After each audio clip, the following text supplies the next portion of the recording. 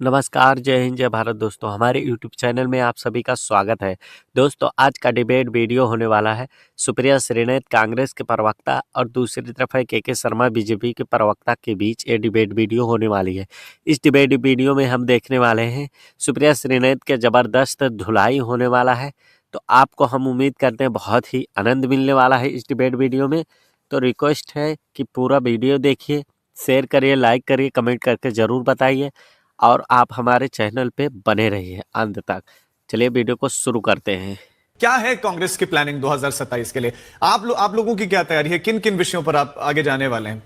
UP में जो हार हुई 2024 में, वो किसकी हार थी? योगी जी की हार थी या मोदी जी की हार थी? कोई सेंस है इस बात की? यूपी में क्या हो रहा है? यूपी में हमारे शंकराचार्यों को जबरन पुलिस प्रशासन रोक रहा है, मुख्यमंत्री धमकाने की भाषा बोलते हैं। यूपी में साधु संतों की शिखा पकड़ पकड़ कर घसीटा जा रहा है, उनको पटक पटक कर पीटा जा रहा है। यूपी में मंदिरों के घाट तोड़े जा रहे हैं और उसको एआई वीडियो बताया जा रहा है। यूपी में गोंडा के सरकारी अस्पताल में चूहे पहले दिखे, उसके बाद कुत्ते बेड पर लेटे हुए हैं, लोगों को समझ में नहीं आ रहा है वो कहां जाएं। यूपी में एक सीजेएम पुलिस कर्मियों के खिलाफ एफआईआर का आदेश देते हैं, अनुज चौधरी उसमें इंक्लूडेड है, एएसपी संभल के, उनके खिलाफ एफआईआर का आदेश देते हैं, उनका तो ट्रांसफर ही नहीं होता है, उनका डिमोशन होकर उनको सिविल जज बना दिया जाता है। यह यूपी का मॉडल है। अच्छा, अभी 2024 की बात कर रहे थे। 2024 में आम चुनाव हुए, पूरे देश का चुनाव था। तो राजीव जी, पूरे देश में एक स्पेसिफिक, यदि आप उत्तर प्रदेश को लेकर ये कहें कि भाजपा हार गई, तो इससे ज्यादा राजनीतिक दिवालियापन हो ही नहीं सकता। ऐसे तो इतने कई राज्य हैं जहां कांग्रेस खाता नहीं खोल पाई है, 0 सीट पे है। बड़े बड़े राज्यों में 1-1 सीट पर है और समाजवादी पार्टी का तो लेना देना नहीं है उन राज्यों से। तो आम चुनाव अलग है, विधानसभा चुनाव अलग है। और विधानसभा का परिणाम है कि कांग्रेस 403 सीटों में मात्र 2 सीट, यह सच्चाई है कांग्रेस की। और हमसे आधा से भी कम सीट समाजवादी पार्टी है विधानसभा में। तो यह है सच्चाई विधानसभा चुनाव की। अब इसके बाद कोई अपनी जो है प्रशंसा के गीत गाता रहे तो मैं उन्हें बधाई दे सकता हूं। ऐसी यदि 2 सीट की पार्टी बन के रहे तो अच्छी बात है, रहना चाहिए।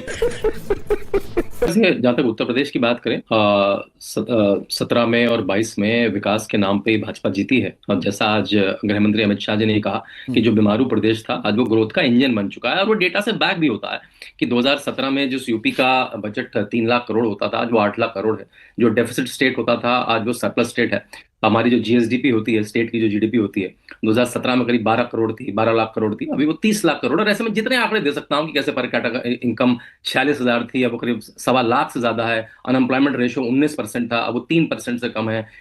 ईज ऑफ डूइंग बिजनेस में हम 14 रैंक हुआ करती थी, हम 2nd रैंक पे हैं। मतलब पहले माफिया समिट हुआ करती थी हमारे यहाँ। माफिया हर जिले का एक माफिया था, 1 डिस्ट्रिक्ट 1 माफिया। कि नोएडा में है तो किडनैपिंग होगी, मेरठ में है तो कार चोरी होगी, बुंदेलखंड में है तो सैंड माफिया होगा, प्रयागराज में है तो चीटिंग माफिया होगा, अगर पूर्वांचल में है तो रंगदारी माफिया होगा। ये बड़ी अच्छी बात कही है। अभी 1 डिस्ट्रिक्ट 1 प्रोडक्ट, 1 डिस्ट्रिक्ट 1 डिश, हर जिसकी एक क्या स्वाद की चीज है। तो उत्तर प्रदेश बिल्कुल बदल चुका है। हाल के समय से उत्तर प्रदेश में काफी सारी नेगेटिव खबरें आई, तो आपको लगता है कि ये चुनौतियां पेश करेगा?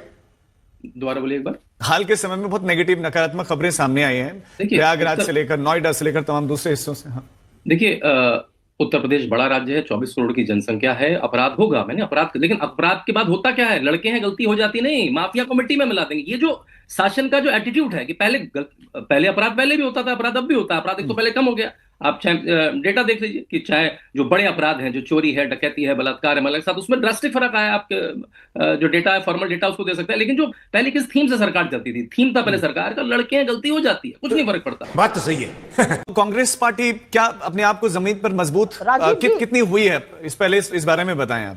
राजीव जी, सबसे पहले तो डेटा की एक खासियत होती है कि डेटा में इंटरप्रिटेशन नहीं करना पड़ता, डेटा अपने आप बोलता है। यहां पर एक झूठ बोला गया, ये सरप्लस है, आप रेवेन्यू सरप्लस है, फिस्कल डेफिसिट 3% है, 91,400 करोड़ रुपए। फिस्कल डेफिसिट 3% तो बहुत अच्छा नंबर है। 9 लाख करोड़ इनके ऊपर कर्जा है। अच्छा आप प्लीज एक बार चुप रहिए, बीच में मत बोलिए। मैं आपके बीच में नहीं बोल रही थी, मैं आपके बीच में नहीं बोल रही थी। आपको इसका मतलब फिस्कल पॉलिसीज की बड़ी कम समझ है। 3% बजट। और आप प्लीज चुप रहिए, आप चुप रहिए और सुनिए मेरी बात। 9 लाख करोड़ रुपया कर्जा कर दिया यूपी गवर्नमेंट ने। और असली बात यह भी है कि उत्तर प्रदेश में ह्यूमन डेवलपमेंट इंडेक्स की बात करते हैं, infant mortality rate 37 out of 1000, highest in the country. Education, literacy rate, one of the lowest in the country, 67.7% for men. Supriya ji, revenue surplus और फिस्कल डेफिसिट के बीच काफी कंफ्यूज हो गई, शायद आज थोड़ी सी चिंतित लग रही हैं। समझ गया मैं। उनके लिए और दर्शकों के लिए बता दूं, जो रेवेन्यू रिसीप्ट और रेवेन्यू एक्सपेंडिचर का डिफरेंस होता है वो रेवेन्यू सरप्लस होता है, जिसमें उत्तर प्रदेश रेवेन्यू सरप्लस है, और जो टोटल एक्सपेंडिचर टोटल रिसीप्ट का जो डिफरेंस होता है उसको आप फिस्कल डेफिसिट करते हैं, जिसमें उत्तर प्रदेश 3.5% जो फिस्कल पॉलिसी के अंदर है। पहली बात। दूसरी बात, उन्होंने कहा IMR इन्फेंट मोर्टालिटी रेट 54 हुआ करता था, अखिलेश यादव ने सरकार छोड़ी, इस समय 32 है जो लेटेस्ट डेटा रिपोर्टेड है। मैं आंकड़ों में जाने के बजाय आपने कहा धर्म, अगर इतना ही अच्छा चल रहा तो विकास के नाम पर वोट डालिए और वोट मांगिए, धर्म के नाम पर शमशान कब्रिस्तान क्यों करते हैं? लेकिन अब जो आप धर्म पर कर रहे हैं वो आपके लोग भी और आपका वोटर भी समझ रहा है। मैंने कितने ही वीडियो देखे पिछले 72 घंटे में जहां पर बीजेपी का कट्टर वोटर बोल रहा है अब मैं बीजेपी को वोट नहीं दूंगा। अच्छा, अगर साधु संतों की शिखा पकड़ पकड़ कर उनको पीटा जाएगा, अगर शंकराचार्यों को गरियाया जाएगा, अगर उनको पुलिस और प्रशासन की प्रबलता दिखाई जाएगी और मुख्यमंत्री नहीं, लेकिन सुप्रिया, अगर इतनी प्रॉब्लम्स हैं भी, लेकिन सवाल यह है कि क्या ऑप्शन के रूप में कांग्रेस उतनी मजबूत है ग्राउंड पर? लगे अत्याचार। मेरा अपना मानना है कि इंडिया गठबंधन जो यहां पे है वो बिल्कुल मजबूत है। 37 सीटों से बीजेपी ऐसे ही डाउन नहीं हुई थी। यहां पर कहा गया वो जनरल इलेक्शन था। अरे जनरल इलेक्शन में आप 400 पार करने वाले थे, आपको 240 पर इस देश की जनता ने तब पटकाना जब इंडिया गठबंधन एक साथ खड़ा था, और वही यूपी में भी हुआ, 37 सीट आप डाउन थे। मुझे पूरा विश्वास है कि हम और हमारे घटक दल मिलकर अगली सरकार बनाएंगे। सपना को देखना अच्छी बात। शिवम जायसवाल मुख्य अभियुक्त, जो कोडीन कांड चल रहा है यहां पर कफ सिरप का, वो देश छोड़कर भाग जाता है। ये है यूपी, और उस पर आप बकैती करेंगे यहां पर बैठकर? किस तरह की बातें हो रही है भाई? ठीक, अभी बदत है भाई, अभी बदत है। अभी कांग्रेस की प्रवक्ता आध्यात्म की बात कर रही थी, साधु संतों की। 100 चूहे खा के बिल्ली हज करने चली, ये कहावत कांग्रेस पे चरितार्थ होता है। राजीव जी, अभी सारे साधु संतों के आराध्य कौन है? अपने शब्दों की गरिमा रखिएगा तो मैं भी गरिमा से बात करूंगी। कोर्ट में एफिडेविट दायर करके कहा, ये एफिडेविट दायर करके कहा कि भगवान श्री राम का कोई अस्तित्व नहीं है, ये कांग्रेस पार्टी का काला अध्याय है। और साधु संतों के अपमान की बात करती हैं आप।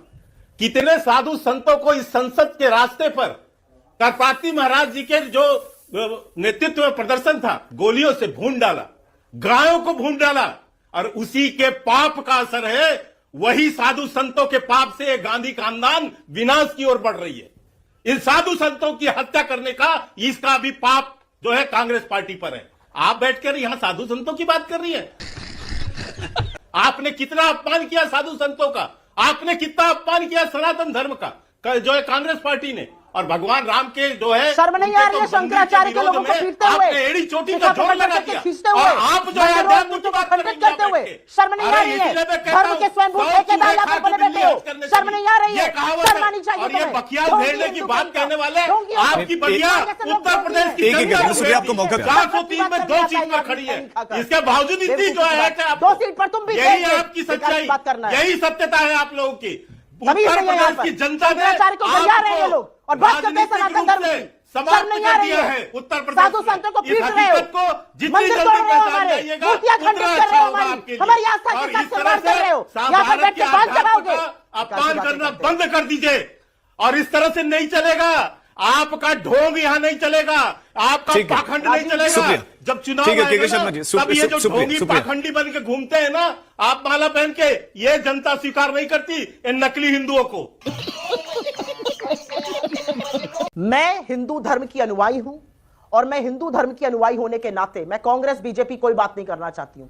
सनातन संस्कृति में मेरा भरोसा है। और अगर मेरे शंकराचार्यों का लगातार अपमान होगा, अगर मेरे द्वारका के भी शंकराचार्य और अभिमुक्तेश्वरानंद जी भी बोलेंगे कि यह सरकार गलत कर रही है, तो मैं बिल्कुल उनकी तरफ से बोलूंगी। श्री रामानुजाचार्य ने बोला कि जो संतों के साथ हो रहा है वो गलत है। छोटे छोटे बटुक संत बता रहे हैं कैसे उनकी शिखा पकड़ के उनके घसीटा गया। शर्म नहीं आ रही आपको? किस तरह की बात करते हैं यहाँ पर आकर आप बकैती करिएगा। असलियत यह है कि ना ये धर्म के सगे हैं, ना ये लोगों के सगे हैं, ये सत्ता के सगे हैं। अगर लोगों के सगे होते तो यहाँ पर रोजगार बनाते, निवेश लाते। धर्म के विरोधी थे, इसीलिए समाप्त हो गए हो रही है कांग्रेस पार्टी। हर चीज की बात इस देश की जनता समाप्त कर देगी आपको, तुम्हारे जैसे कहीं का नहीं छोड़ेगी। और यही सनातन का विरोध करते करते आप समाप्त होते जा रहे हैं। और ये नकली पाखंड आपका चलने वाला नहीं है, ये जो है कोर्ट के ऊपर जनेऊ चलने वाला नहीं है। आप कितना भी पान चबाकर खैनी खाकर यहाँ पर बात करिएगा, आप ढोंगी हिंदू है, आप नकली हिंदू है, आप पाखंडी है, यही बदतमीजी है आपकी। आप डिबेट नहीं कर पा रही हैं, आप डिबेट नहीं कर पा रही हैं, आपको सही जवाब मिल रहा है, इसलिए आप व्यक्तिगत आरोप लगा रही हैं। आप व्यक्तिगत आरोप लगाएंगी, आप हार मान गई, आप हार मान चुकी हैं, आपके स्वास्थ्य आप डिबेट नहीं कर पा रही हैं, आपके पास तर्क नहीं है, तथ्य नहीं है, बातें करने का आपके पास कोई मुद्दा नहीं है, इसलिए आप व्यक्तिगत आरोप लगा रही हैं। मैडम, ये सच्चाई है, सबको पता है क्या कर रहे हैं आप यही सच्चाई है। व्यक्तिगत टिप्पणियों से बचेंगे और दोनों फिर से एक साथ बोल रहे हैं तो बात दोनों की नहीं आ पा रही। नहीं मैं ठीक है, के शर्मा जी आपकी बात है। दूसरी आशुतोष, आरोप लगाती हैं। आशुतोष ठीक है, शुक्रिया प्लीज, मुझे मजबूरन फेडर डाउन करना पड़ेगा ना, मुझे मजबूरन दोनों का फेडर डाउन करना पड़ेगा। आशुतोष नहीं कर पा रही है, आशुतोष अपनी बात आपके पास तर्क नहीं बचे। हमने हिंदू धर्म से बहिष्कृत कर रखा है राहुल गांधी को। वो जब हिंदू अब नहीं रहे तो फिर उनको क्यों हिंदू धर्म स्थान में प्रवेश देना चाहिए? भारतीय जनता पार्टी से और राम जन्मभूमि के तीर्थ क्षेत्र ट्रस्ट के ट्रस्टियों से हम अनुरोध करना चाहेंगे कि अगर राहुल गांधी आए भी तो उनको मंदिर में। तो दोस्तों आपको कैसा लगे वीडियो, आपको हम उम्मीद करते हैं डिबेट वीडियो बहुत ही पसंद आया होगा। तो वीडियो को शेयर करें, लाइक करें, कमेंट करके ज़रूर बताएं, चैनल को सब्सक्राइब करके बेल आइकन प्रेस कर लें ताकि आपके लिए अच्छी नई वीडियो हम डेली लाते रहें। चलिए वीडियो को यहीं पे समाप्त करते हैं, मिलते हैं नेक्स्ट वीडियो के साथ में।